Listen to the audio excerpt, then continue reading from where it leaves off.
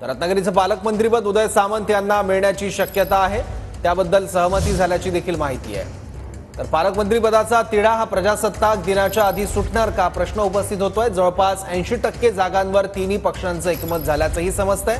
काही जागांवरून मात्र तिन्ही पक्षांमध्ये रस्सीखेच कायम आहे।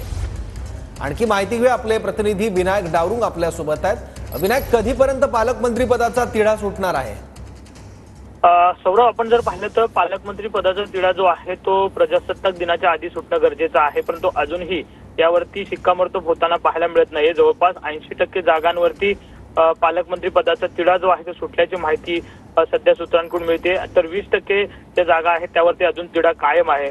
त्यामध्ये आपण जर पाहिलं तर रायगड, कोल्हापूर, मुंबई शहर, उपनगर, त्याचप्रमाणे सातारा, बीड अशा महत्त्वाच्या जिल्ह्यांमधला तिढा जो आहे तो अजून कायम असलेला पाहायला मिळतंय।